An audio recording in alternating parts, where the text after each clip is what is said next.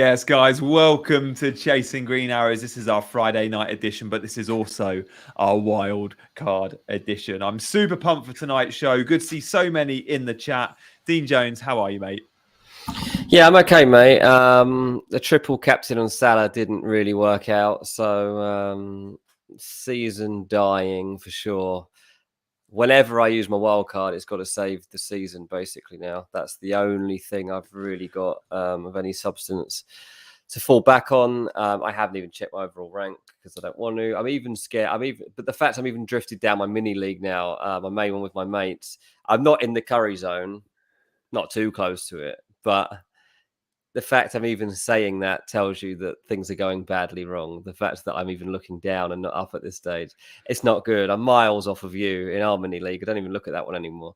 You're home and hose from me. You got the producer of this show to worry about a little bit, but you haven't got to worry about me anymore.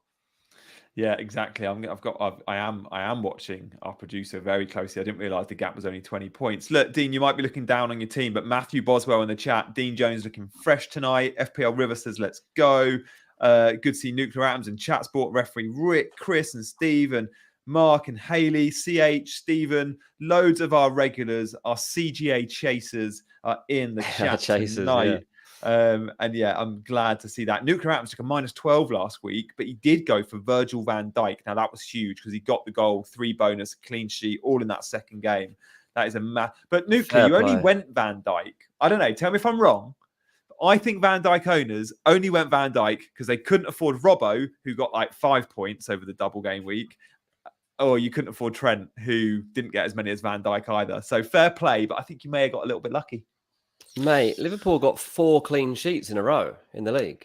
They're turning a corner, aren't they? They're turning I don't know. I don't know if they're definitely turning a corner. I can't work it out. Defensively turning a corner. But defensively they are. Yeah, defensively. Like, this is a team that's been an absolute shambles at the back. And they're not. They're not a complete shambles at the back anymore. So, yeah, interesting, especially with a big game this weekend against Man United to come. Yeah, I can't wait for that one. Can't wait for that one. Guys, bit of a spoiler alert. We're going to be talking through mainly wildcard chat tonight. I have hit that magic button.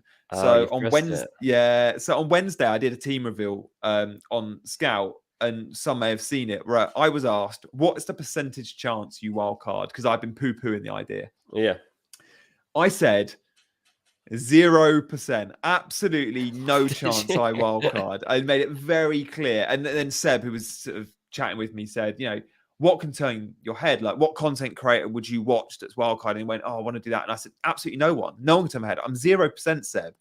And then Wednesday night, we went and saw both Southampton lose to Grimsby and Spurs lose to whoever they lost to, Sheffield United. And that meant that their fixture, which had a 3% chance of happening statistically if you go off bookies odds, it fell into game week 28. And with that, we also had Leicester losing on Tuesday night. Blackburn beat them. Well played. And then, again, more fixtures in 28. That also meant, so 28 wasn't this big blank game week we thought it was going to be. But it also meant the game week 32 blank and game week 34 double and 37 double aren't as big as we thought they'd be. We thought the blank would be big. We thought the doubles would be massive. And they're really not, because the way the FA Cup's drawn has gone, and with the cup upsets that have happened, all these double game weeks and blank game weeks that we were hoping for are going to happen, but they're going to be marginal. So now, game week 29 coming up very soon is going to be a massive double. We'll look at Ben's fixture planner later. But all of this means, for me, there is no better time to wildcard. Now, unless you've got an incredible team at the moment that's really well set for this fixture, I think we'll probably turn a few heads on tonight's stream to go, maybe I should be wildcarding. And Dean, I've purposely not spoken to you about your team off air, because when we look at it, we'll ask the chat.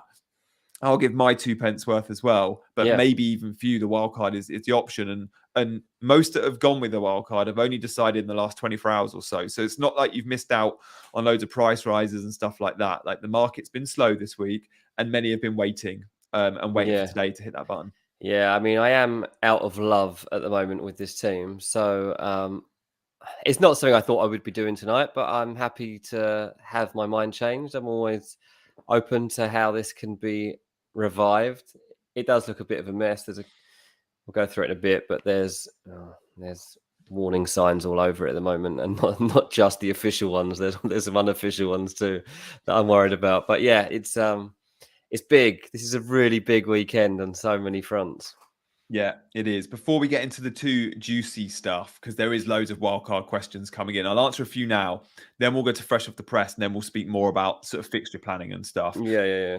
FPL Cups just says about why wildcard 26, not 27. The extra transfer gets negated by one bit of good info or bad injury. It's a fair point. So many will look to maybe wildcard next week.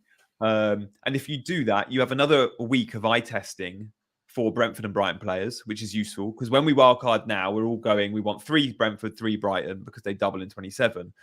But you could still get those 3 Brentford, 3 Brighton by going next week and going, okay, we now know a little bit more about Tony's court case, or we now know a bit more about, is it Matoma or March, or who the right keeper to go for? Is it Sanchez? You get that extra week.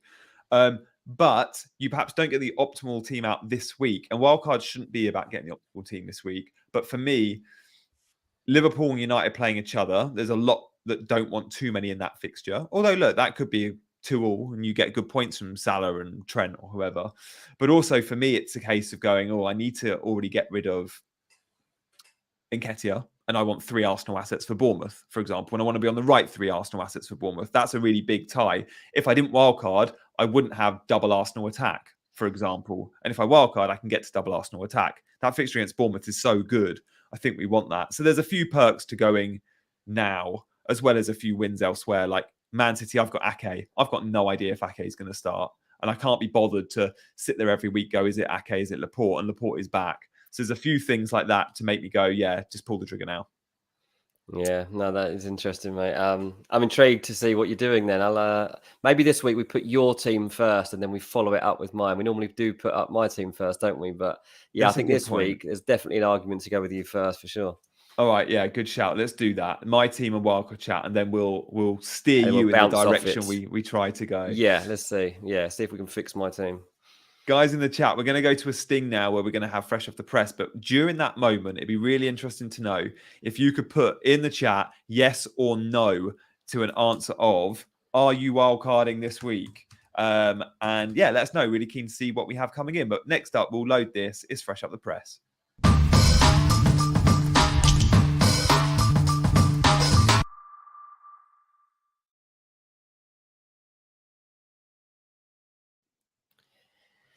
Yeah, so the first game of the weekend is a big one. Man City against Newcastle. Man City really need to win because they need the chance to close this gap on Arsenal, which is now 5 points. Now, I think the way that the season's panning out for a little while is that quite often Man City are going to be playing before Arsenal.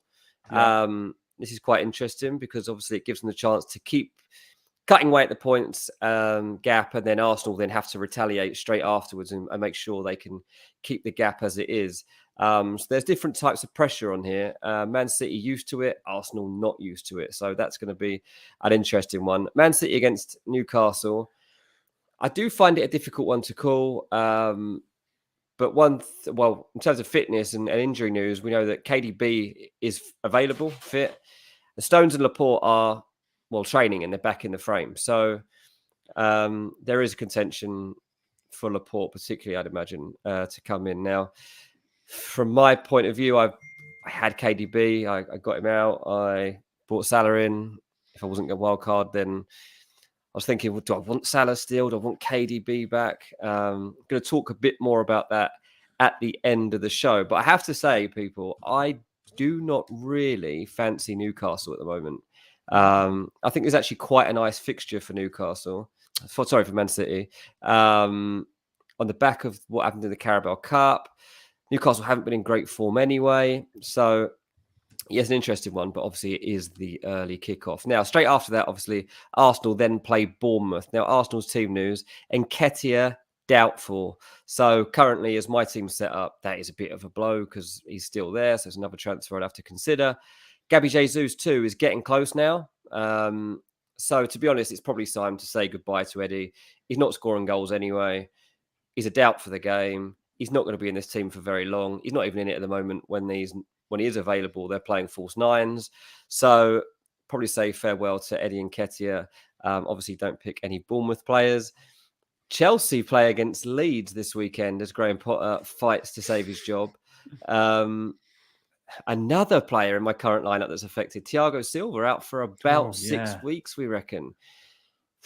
Big blow for Chelsea and a big blow to my current team. So, that is also has a knock-on effect. So whether you might consider keeping Kepa, for example. Chelsea, there's not much stability in this side at the moment. And Thiago Silva was a force back there that is no longer one to be relied on. Now, this is an interesting one as Brighton take on West Ham. Solly March looks like he's ready. It's stooping down, I think, 2. So those are 2 really good options going forward now, considering Brighton and the double that they'll have coming up. So, I'd already transferred March in, starting to plan ahead for that one. But, it looks like he might even be ready for this one. So that is interesting. And also, news that broke about an hour ago was that Moise Caicedo signed a new contract.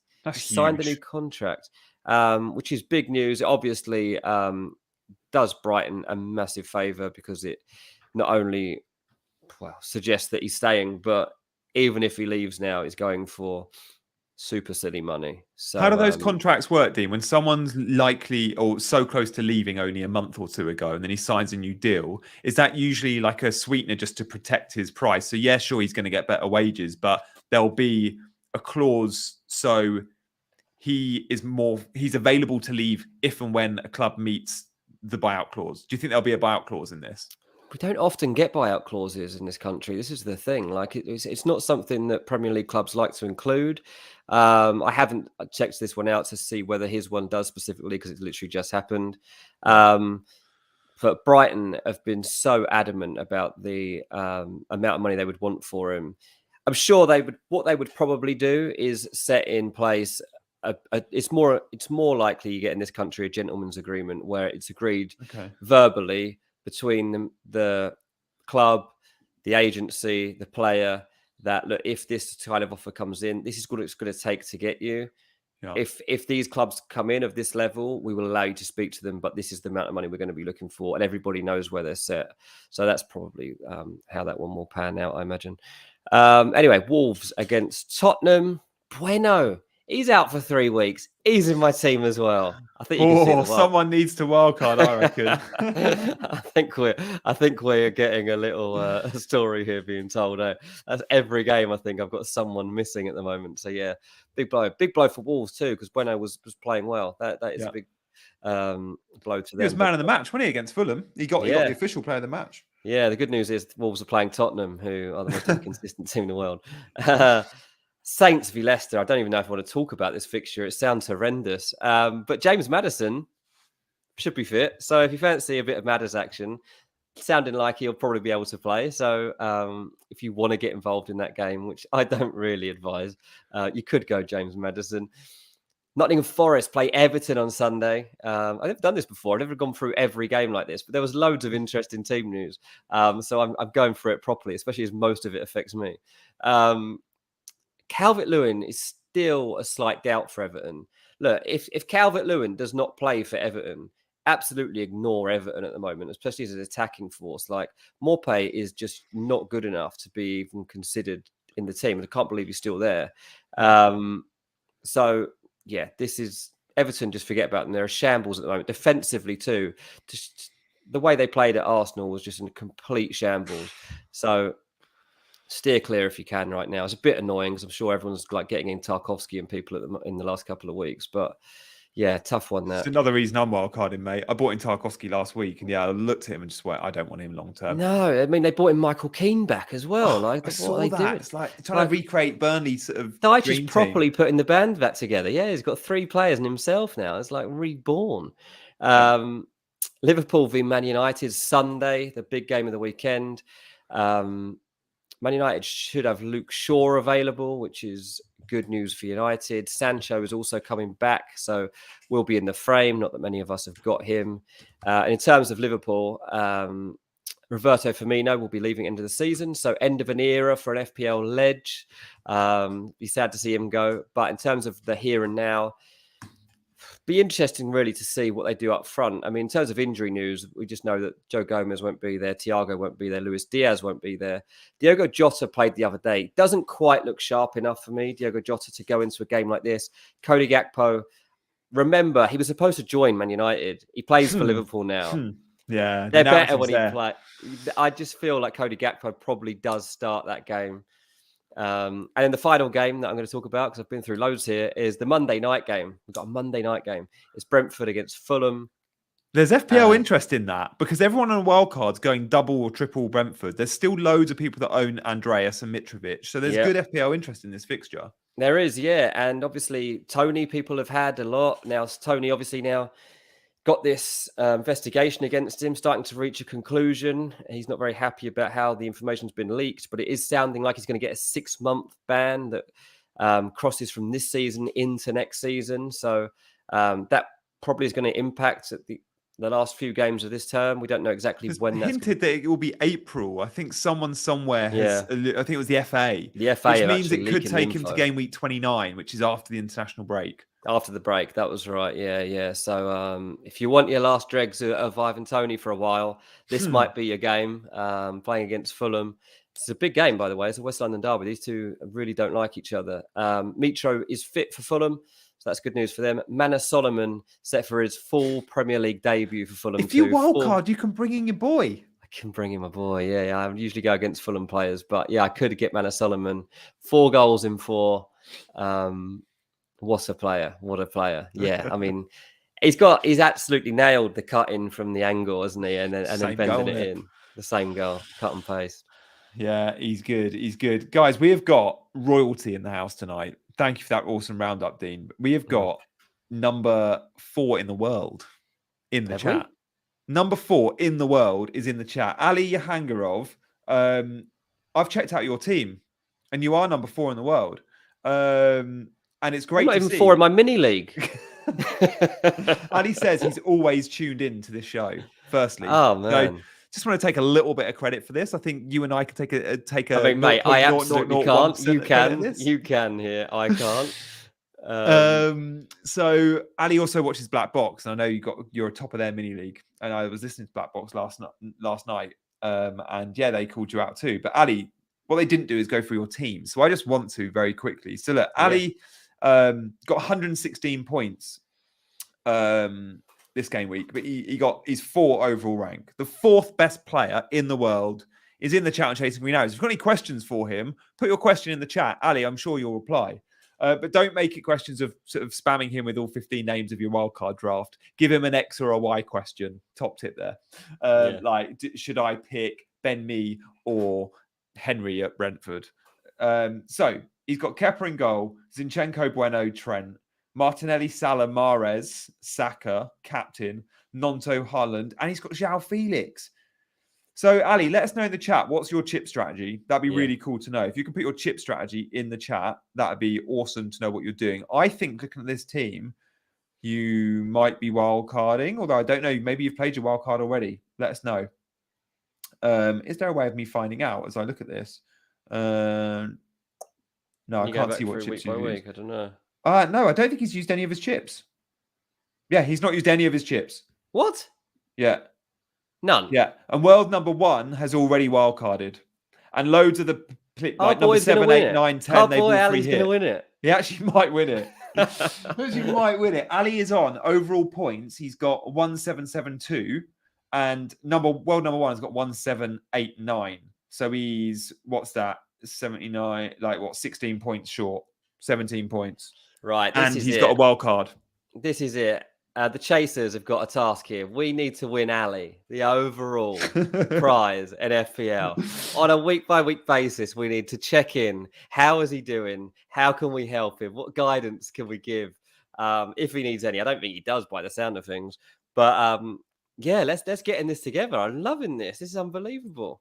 Yeah, he's only used triple captain. Really confused after most of the doubles later in the season are less likely. Ali, if you could give us a nice little soundbite for like the Chasing Green Arrows, I don't know, Twitter feed, just like how cool we are or something, just drop a comment. Be really good to have. That'd be really handy. But yeah, that's awesome. Congrats and fingers crossed you keep up this awesome momentum. Yeah, that's wicked. Yeah, I'm always amazed. Like, to get to those heights is absolutely ludicrous. Like, what's the highest you've ever been? Like, I don't actually know. I've never been any. I mean, I was once I was once in the top 10 for best manager of the month. It was April 2000 and I don't know 2014, and I remember coming out as the best Chelsea fan of the month because you have to put your club in when you sign up, right? And every month the best player of that club gets a goodie bag. So I got a Chelsea goodie bag. And the goodie bag was so rubbish. It was literally no. built for like a 8-year-old. It was like a key ring and like a pen and a notepad, all branded Chelsea. And I was like, and like a little teddy bear. That's so disappointing. I was like, surely tickets. Oh my goodness. So Yeah. Alex says that Ali came 215th last season. Pedigree. See, I've those dizzy heights I've never got close to. To have done it then and he's now fourth. It's not a fluke. Means this is not a fluke. Yeah. And that is unreal. Like, it staggers me that anyone can be that good at this game. Like, to just stay up there. No. Like, that is ridiculous. Ali, like, unbelievable. Like, yeah. Oh, he says it seemed like a once in a lifetime thing. Well, Ali, if you win and get world number 1, we would love to have you on for the first show of the season next year. 100%. Yeah. What do you win if you win the whole thing? You got to win it. If you win it, you do get tickets. You do get tickets. You get VIP tickets. But I think that is it. Like, there's no mega prize. Like, you would think maybe there would be. I don't know. It doesn't sound enough. It's you're beating 11 million players. Yeah, 11 million players. You should be getting like to live like a footballer for a year. That's what I think the price should be. You should get a 20 grand a week salary, drive whatever car you like. Yeah, just live the life you want to live. Ali, do that. If you win this league, do whatever you like for the next year. Ali, where in the world are you? Just let us know. Give us a country. -4 points says, Ali, what should I have for dinner tonight? Awesome. Oh, good chat, guys. All right, well, let's turn our attention to wildcards, but also, look, we have to bring up, as always, Ben Crellin's latest fixture spreadsheet so I can talk around the chip strategy. I think CH actually worked out 68%, I think he said, aren't wildcarding, although I thought I saw way more yeses than nos, but maybe it was 68% are wildcarding. Anyway, it's pretty split. It's not far off of 50-50. So wildcard or not, your options are a wildcard 26 or a wildcard 27. You could wildcard 29. If you're not looking to bench boost 29 could be a really nice wildcard, because when we look at this, you could dead end your team in 28. So, for example, in 28, you could sell Haaland, right? You could sell Rashford, although you might have money tied up in him. You could definitely sell your Brighton players. And then 29, you can bring them all back again. You won't have money tied up in your Brighton players.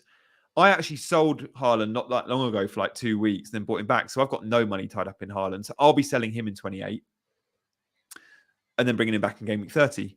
So now your big options to wildcard. You go 26, 27 or 29, or you may want to go 33 or 34. You could dead end your team in that blank in 32. But again, the blank in 32 is not going to be that bad. Just like the blank in 28 isn't that bad. So if you are looking to wildcard in 26 or 27, you should be able to get 6 extra players in 27. I don't think you're going to be buying Palace players, and I don't think you're going to be buying Southampton players, but you are going to go big on Brentford and Brighton because they also double in 29. In 28, you can then get to 10. You can't probably field 11 if you do this. You can get to 10, which is fine. And then in 29, if you're doing what I'm doing, you're left with probably 13 players playing twice, which is a brilliant time to bench boost because your single game week players will be like Saka, maybe an Arsenal defender. Easy. Yeah. So yeah, I think that's where we're at. Dean, looking at this spreadsheet, and I know you don't love a spreadsheet, if you weren't looking to wildcard around now, have you looked at it and thought 29 would be a good week, or 33 would be a good week? Yeah, exactly. Like 29 would be the week I'd go. But yeah, I mean, what you're saying there, there is a lot of logic in that, which I haven't really thought, because I was worried about this game in between because of, like you say, like being low on numbers, but I guess you're making up for that around it. It doesn't matter so much. It's the overall points gain, isn't it? It doesn't matter on the week by week. It's like, how many players have you got out overall across those 4 or 5 games, whatever it is. Yeah. And if we look at that 28 and we look at those maroon blank spots, from those blank spots, let's look roughly how many players would we have in a wildcard team. So the first blank spot in 28 is Brighton. Okay, we'll have 3 players from Brighton probably in a wildcard. So that's 3 players not playing in 28. But then would you have any Fulham? I'm not going to. Will I have any Liverpool? No. Will I have City? Yes, but only Haaland. So that's now a 10-man team for 28. But I would sell Haaland that week. Yeah. Because he plays Liverpool in 29 in a single. So I'm happy going against him for 1 week, and then I'll bring him back for Southampton. Mm-hmm.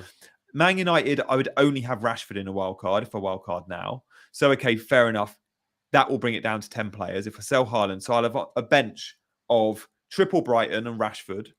And then West Ham. Will I have any West Ham players in a wild card? No.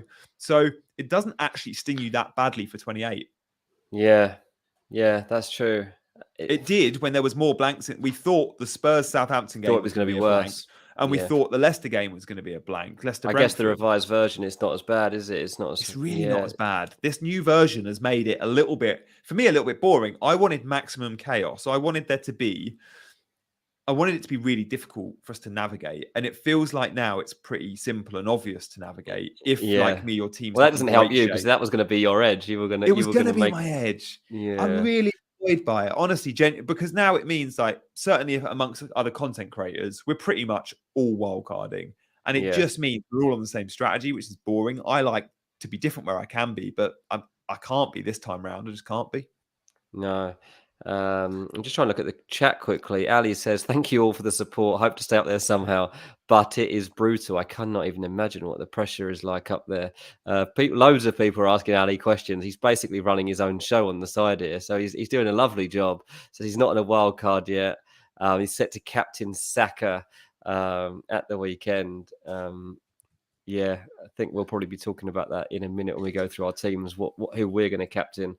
But Ali, keep it going. Your Q&A is going great, mate. You're doing a good job on the side there for us while we go through this spreadsheet. This is a great show. I'm just going to tweet that Ali is in the chat to get us some more viewers, and I'm going to say he's not on a wild card. And did you mention did Ali say he's going to captain Saka, Dean? Because I'll put that in the tweet as well. Yeah, so he's set on captaining Saka. Yeah.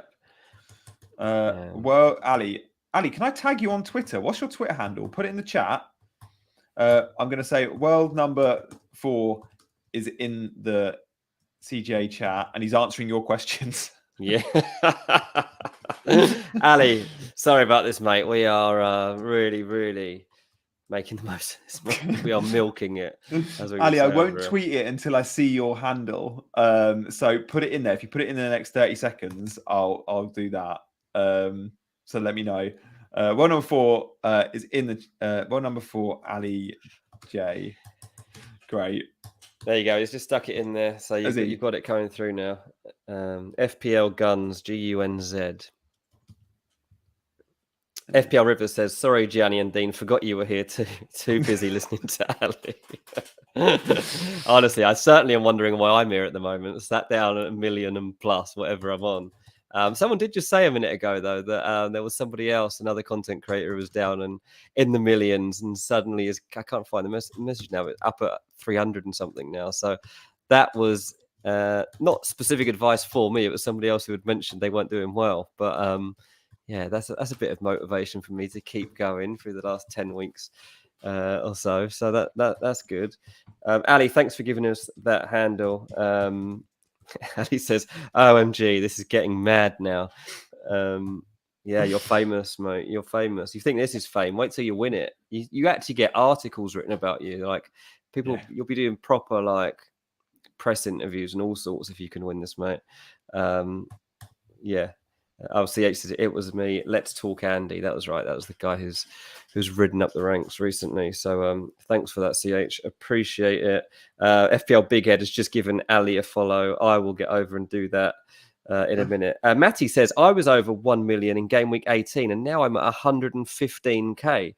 And Matty, that is unreal. Like, what did you do? Was that just like a good good triple captain pick? Was that a wild card? Like, what did you do? Let me know, because I Awesome. really need inspiration after that Salah triple captain falling a bit flat. I could definitely do with something. Have you tweeted? Has it gone? I've tweeted. You've just proven to me that it's something I already knew. I cannot multitask. I cannot do it. Trying to write that and hold a conversation, I'm like, I was one of those people at school, like, I could never do my homework or revise with music on or even the radio on. It was like, no, if I'm going to revise, I have to be in a quiet room. One or the other. Yeah. Am I listening to music or am I actually revising?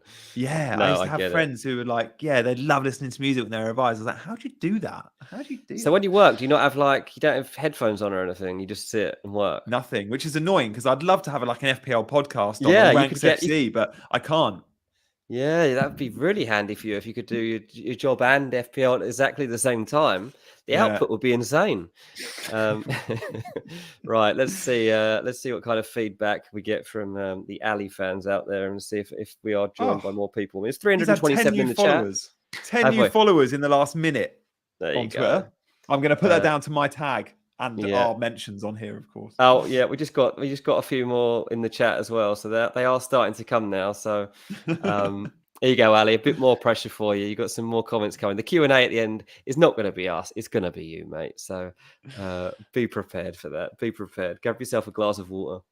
If you are just joining us, Ali is in the chat, world number 4. Ali, we'll put a comment of yours on the chat so everyone knows we're not lying to them that you're here. But Ali's captaining Saka this week. And let's talk a little bit about captaincy now. And then we'll see the wildcard draft that I'm coming up with in about 3-4 minutes' time.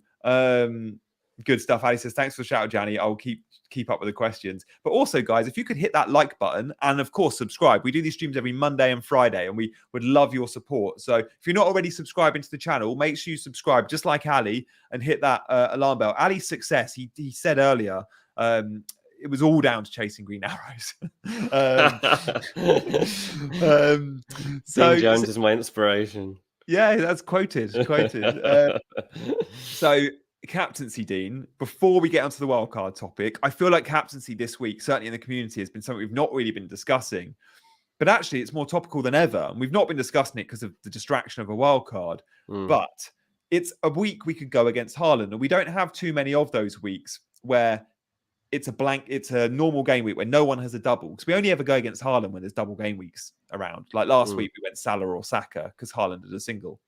This week, Haaland's at home to Newcastle. Difficult fixture on paper, but it's home and City are unbelievable at home. But Saka probably welcomes the best team he could ask for in Bournemouth. And again, he's firing big at the moment. So is it Saka or Haaland? Because I'm going to say it is a 2-horse race this week. Where are you looking if it's one or the other? Look, typically I've said I'm Haaland, unless he's not playing or someone's playing 2 games. I don't have Saka at the moment. Another reason I might have to wildcard here, because given the form, it's Saka all day long. The form and the fixture is Saka. Of course, like there's the other, you could look at it from the other side saying, yeah, but if I'm looking to make up rank here, should I be going Saka because that's where most people are probably going to go now? And what if Haaland hits a hat-trick against Newcastle? Which he could. Yeah. He could do that. Like I'm not convinced like Newcastle are going to put on a great show here and Haaland can come out with the goods at any time. But that's only going to be a hunch. Whereas Saka, we've got some evidence behind it. One, that Bournemouth really aren't very good, especially in big away fixtures. I think Liverpool 9-0. I think City beat them 4-0. And then, also just that Saka is ridiculous at the moment. Like he's really confident, and that's a dangerous thing to bet against. So also our mate Ali is going for Saka.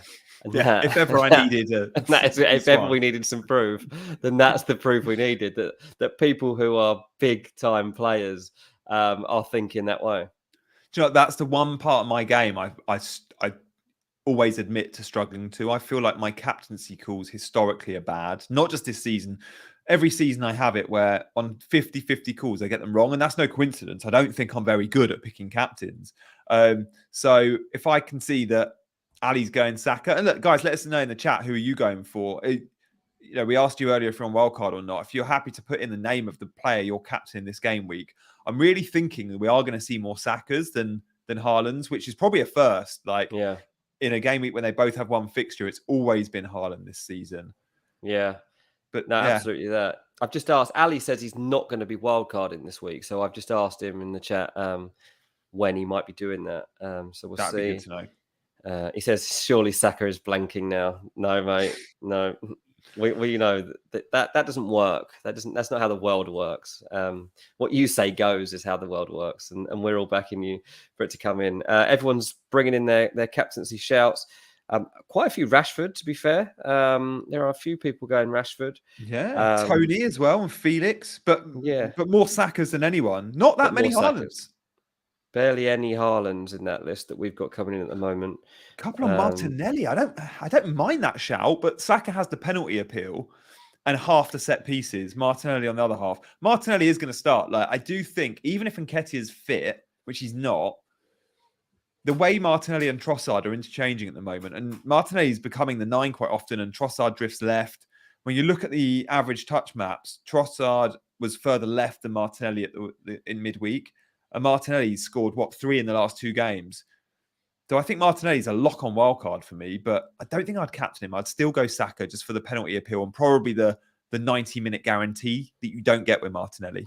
Yeah, no, that's a fair point. I think you're right. God, yeah, more and more people are saying they're not going with Haaland. It's pretty interesting. Yeah, I'm surprised that few have said Haaland. Yeah, I'm very I was surprised. expecting it to be 30-40%. It's 10. I mean, look, he hasn't been playing as well. He hasn't been the same player recently, and it's not necessarily even his fault. It's the use of him. Man City aren't utilising him like they were. It was everything was finding Haaland. But you've got to remember, a lot of that too was him arriving, for tap-ins off the post. He was always in the right place at the right time. The ball would end up at the far post, and he was there. And yes, that is an instinct that he's got. But I don't know. I just don't know which way to go here. I'm really torn. When I get to my team, I really am going to need some help, and Ali's going to be conducting it. I can tell you that. Yeah. Guys, if you're just joining, thank you for coming over to Chasing Green Arrows. Do hit the like button if you like what you're seeing. This is mine and Dean's show. We do this every Monday and Friday. If you're not familiar with us, I do some FPL content, and Dean's a journo who has his own pod called Ranks FC. Dean's a football guy who's an FPL enthusiast. I'm probably the other way round. So we hope that you like our balance that we offer. It's always football chat with an FPL twist. And look, we're going to be talking wildcard in just a minute. But yeah, we do these streams every Monday and Friday at 7 p.m. So thank you guys for supporting us and subscribing, hopefully, as well. I just saw Ali got back to you, Dean, in the chat, said when he was going to wildcard. He's pretty loose with it. I think he said something like, he was thinking after 32 or so. And it's really interesting to hear, I can just tell by Ali's tone that sure, he's a proper FPL manager in his own right with those ranks, 250 last season or whenever it was. But he's pretty casual over it, which I quite like, because I'm not. I fixate over FPL and perhaps fixate too much and it can work against you. But it looks like, even by looking at his team, Ali has João Felix in his squad, in his team. He's got a few punts in there. He never sold Martinelli when we all did a few weeks ago. He's Nonto in there. I think Ali takes it week by week, and it's clearly working for him. Yeah, it is good to see, isn't it, different approaches and the way they can pay off. Because you do assume that the people that end up right at the top are the long-term. Oh, is Dean gone? Is it just me? Love that. Maybe his internet went, but usually when someone's internet goes, it goes fuzzy for a while. Dean just literally cut off there, didn't he? Well, look, guys, at the moment, it's just me. Dean will be back. Here he is. I tried to refresh the chat so I could read further down. I pressed back and I went back to a different website. Also, when the internet goes, it's usually fuzzy for a bit and then it stops start, but you just plain out when I tried to scroll to the bottom of the chat and instead I've flicked the wrong way and totally lost everything. Sorry, everyone. Yeah, I'm back. Excellent. No problems there. So let's have a look at that wildcard team that I've alluded to. I've told you my strategy. I've hit the button. Did I need to? I don't know, but I do feel like I couldn't identify another week when Wildcard was on for me. So let's have a look at our team reveals coming up next.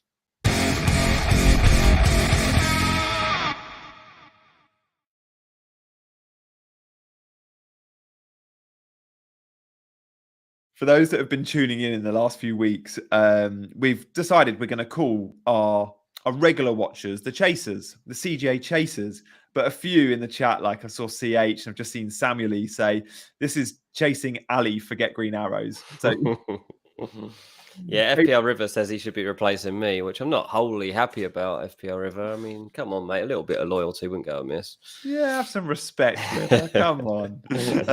Okay, so look, here's my wildcard team. There is 1 or 2 potential changes from this team. At the moment, this is what my team looks like, and I'll talk you through the 2 potential changes. But look, starting in goal, the combination of Raya and Kepa for me is like head and shoulders. Now, I'm seeing quite a few going with Sanchez instead of Raya. That means they don't have a Brighton defender. They're going with a Brighton goalkeeper. The one thing that puts me off Sanchez, he doesn't get the save points and he doesn't get many bonus. Well, Brentford, on the other hand, actually have a lot of chances against them. And therefore, Ryan makes a lot of saves. But a lot of those chances are low XG chances. They're shots from distance. They're comfortable saves. That's what you want. Brighton don't tend to concede a huge amount of chances. Brentford do, but similar output in terms of clean sheets. So Raya and Kepa for me. At the back, I'm looking at the Brentford defenders. You could go and spend 5 million, 5.1 on Ben Mee.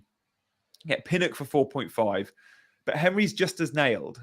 And they play with a wing-back system 50% of the time. And when they do, he's a wing-back. When they don't, he's a full-back. But Henry gives you a little bit more in terms of assist threat.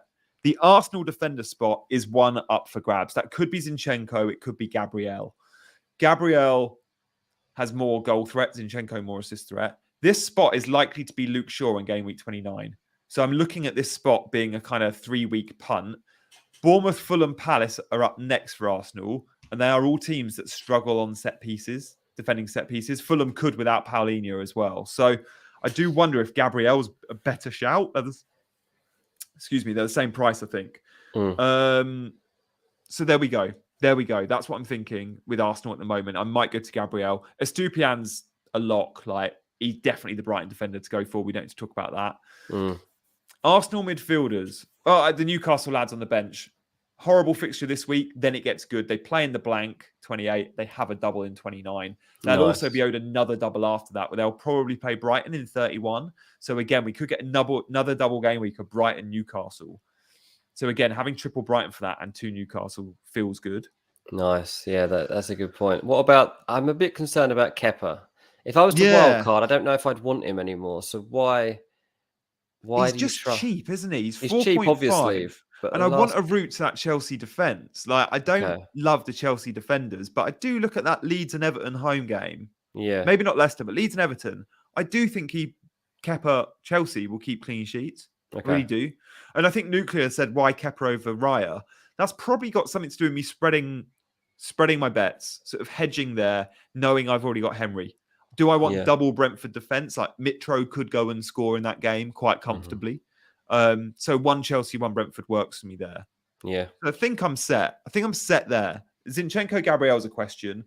And then in the midfield, I only want Martinelli short term, which is why I'm going Martinelli and Odegaard. If you're buying an Arsenal mid for the long run, Odegaard for minutes guarantee for sure. But knowing I'm just looking at Bournemouth and Fulham and Palace, and then that spot is likely to, that spot's going to become a Brighton midfielder probably next week.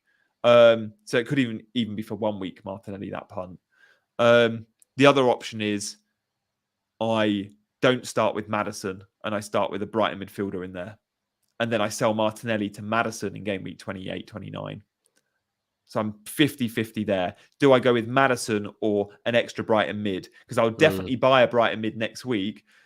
But I was thinking I would sell Martinelli and bring in Maddison now. Or do I keep Martinelli for a few weeks and bring in Maddison later? And I am a bit worried about Maddison's fitness. Like, he's in and out all the time, isn't he? I know Rodgers has said he's good, but it's like, oh, will he just be injured next week? What do you think with that, Dean, Maddison's fitness? Because when he plays, he's so good.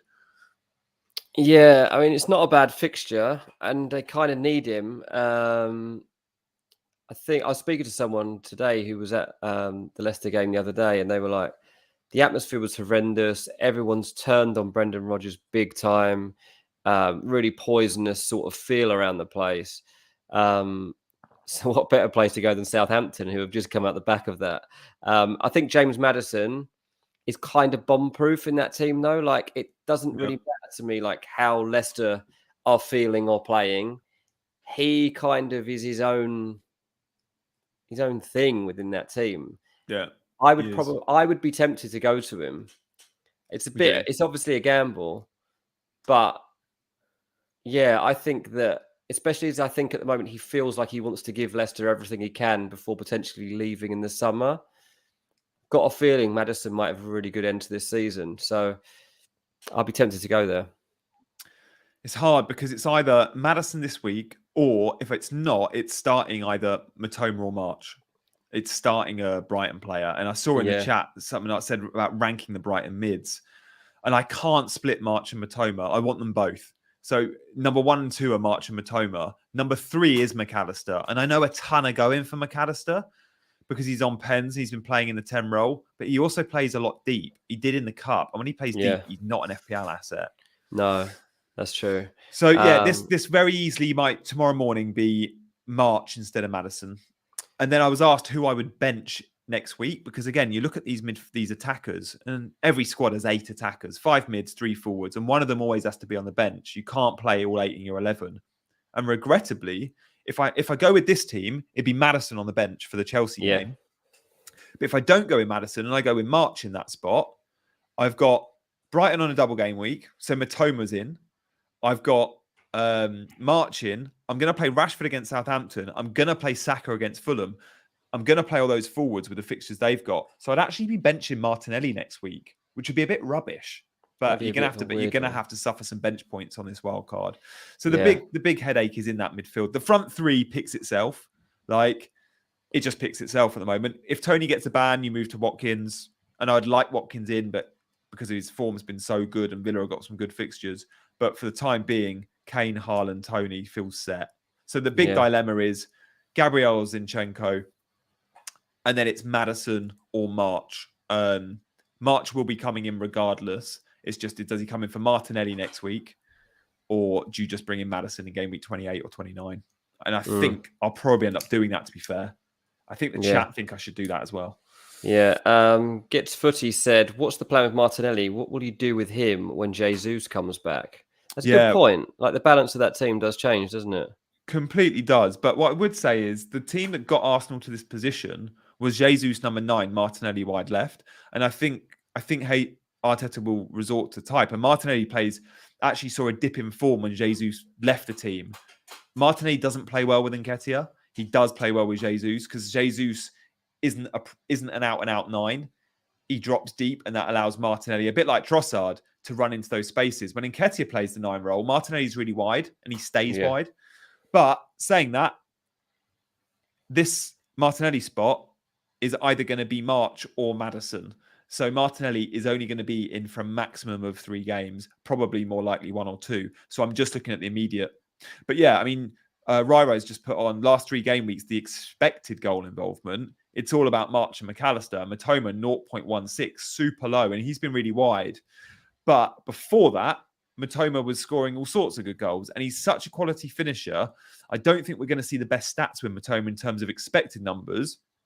But a bit like Solomon at Fulham, he'll score loads of goals from low XG chances. So you shouldn't look necessarily he'll massively overperform his expected data, is what I'm saying. Yeah. I mean, that's exactly why we do the eye test. Yeah, I mean, this is why we try and do the eye test on a Monday to give people an idea of, what we've seen just from watching games either live or on highlights packages, because sometimes there is more to it. And Solomon, like, you had to have, if you'd have seen him in person from game 1, you'd have been like, oh, who's this? Kind of like how Brighton fans, like you said, Jules said, Mitoma, 100%, go for Mitoma, not March. Yeah. If you've seen it, you've seen it. But most of us obviously can't see all of these games as frequently as we'd like. So that's where you sometimes just get that little bit of advantage. I just want to give a shout out to FPL Matty Winalot. He says, hi guys, I've been watching your stream now for the past year. Thank you, mate. Appreciate that. He said, I wildcarded in game week 20. I was 2 million over that period. I've scored 408 points. I'm now up to 400k. So he's had a massive jump up. So well done, mate. He says, keep the good work up. But I say, Matty, you keep the good work up, mate, because you're absolutely flying. Yeah, smashing it. It's great to have 491 people in the chat. Guys, do please hit that like button if you like what you're seeing. And also, when you're here, you may as well subscribe, because if you're watching us for the first time, I'm hoping you like it. And look, we do these streams on a Monday and Friday. They're always live. But when you subscribe, hit that alarm bell and you'll be notified every time we do go live. Dean from the world of football, me from the world of FPL, coming together to hopefully give you sort of 2 hours of good chat each week. On the Monday, an hour, on the Friday, an hour. So this is my wildcard team. As I mentioned, the big headaches. There are the defender spot, Zinchenko or Gabriel. I had a question in the chat about, and a lot have said this, is Zinchenko not a risk? Because Tierney can come in. Now, look, Tierney's a very good defender and we like him very much, but don't think that Arteta's the type of manager that's going to go, I'm going to change a winning formula. Tierney's not going to get minutes as long as Zinchenko's fit. I can almost promise you of that. Like, I'll give you fairly strong opinions on this. Zinchenko is a leader in that dressing room. He's one of the best players in the team. And when you watch Arsenal, especially when you watch them live, I watched them live not long ago against United, and Mark Southerns from Black Box, he watched them live against Man City.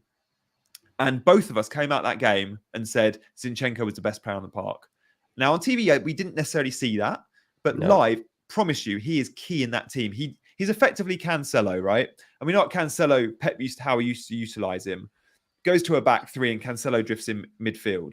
Zinchenko pulls the strings in the same way. He's so important. He's also got monster mentality. Like, not many of this Arsenal team know how to win, right? Not many of them have done it.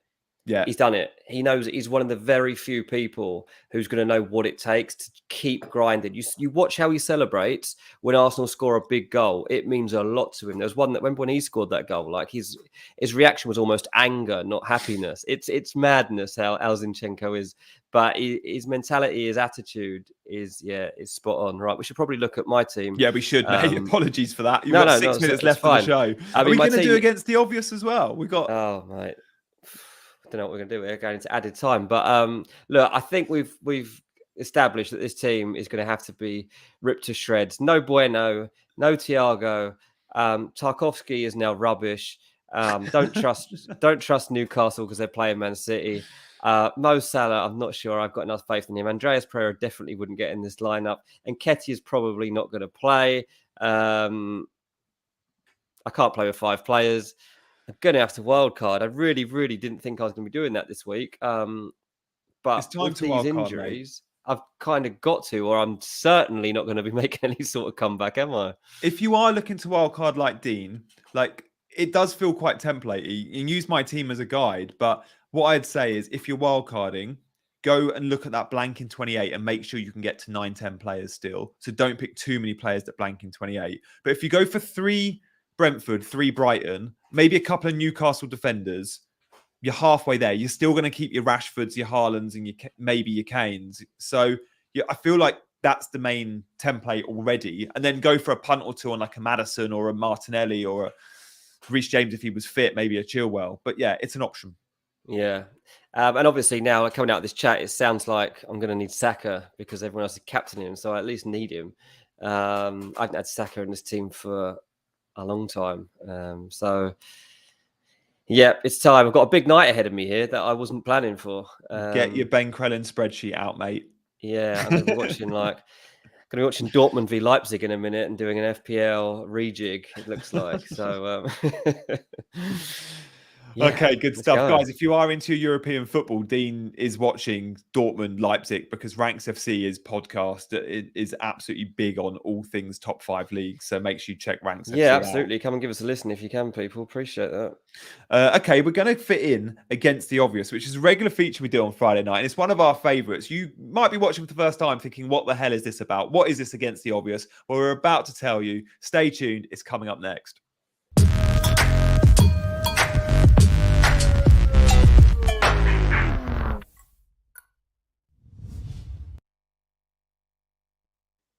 Okay, 60 seconds worth of reasons why not to pick De Bruyne. Is this one yours, Dean, or mine? This one's mine, mate. Yeah, look, this one, you can start the clock, but this one could backfire on me, as there is actually part of me that wanted to pick Kevin De Bruyne this week, because I will admit that I think he's actually perfect for unlocking Newcastle's defence in a way.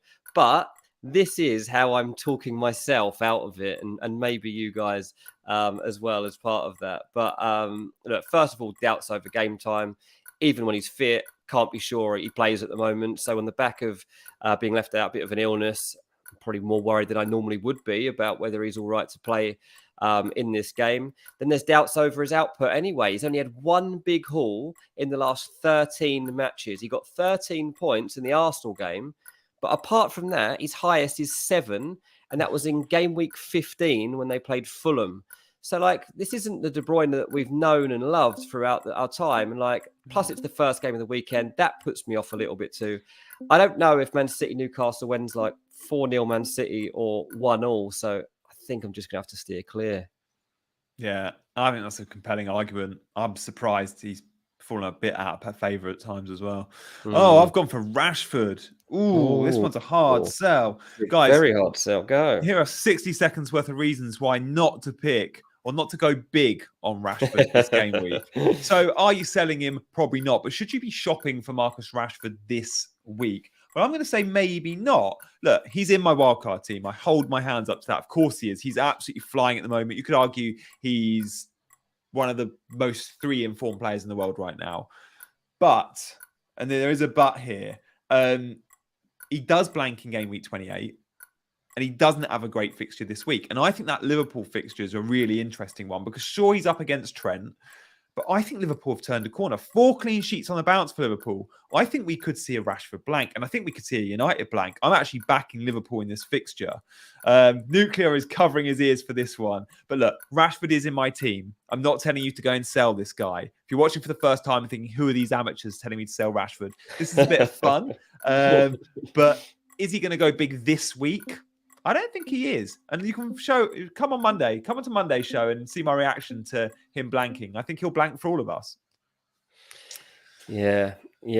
Tough call, that Liverpool Man United game for sure. We lost views during that on my Rashford chat. I knew we would. It's also the end of the show. But yeah, I think that'll be a 1-1 actually, Liverpool v Man United. Like, as I say, like Liverpool with this surprising 4-game shutout that they've managed to sneak out of the bag from somewhere. I don't know where that's come from, but it makes you think like United aren't going to go on a rush of goals here. And for Liverpool, this is the game that really turns around their season. Imagine they annoy Man United and kind of ruin their momentum, kill off really any chance of a title challenge. And also Liverpool, like everything now depends on them getting into the top 4 and they can still do it. Like they're right in there now. They're 6th. They've just got ahead of Fulham. I think they're equal on points, but they are right in there with Tottenham and Newcastle in that discussion. And if they can just turn the corner now, players coming back, they can have a massive end to this season. So it's a really big fixture on Sunday. Yeah, it's massive, isn't it? And I'm with you. I think Spurs and Newcastle both stuttering, and Liverpool have been there and done it. To attract the caliber of player they want to attract in the summer, they're going to want Champions League. Of course, they need Champions League. Guys, thank you so much for watching tonight. We've not been able to answer all your questions, but on Monday... Ali has. Yeah. Ali's answered loads of them. Good man, Ali. If you're just joining, go back and watch the last hour. And Ali, thank you for being in the chat. We were joined by world number 4, Ali, in the chat, who watches us and is usually in the chat. So every Monday and Friday, you can subscribe and be alerted to when we do these shows. But if you're just joining or just joining the last 10, 15 minutes, go back and watch the last hour. Of hopefully really good content. We went through my wildcard team and reasons why and why not to wildcard this game week. But for now, guys, we'll be back on Monday night. We'll see you at 7 p.m. before Fulham play Brentford. The hour before the game, you can hopefully tune in to Chasing Green Arrows and enjoy some good FPL chat. But for now, he's been Dean, I've been Janny, and we've been Chasing Green Arrows.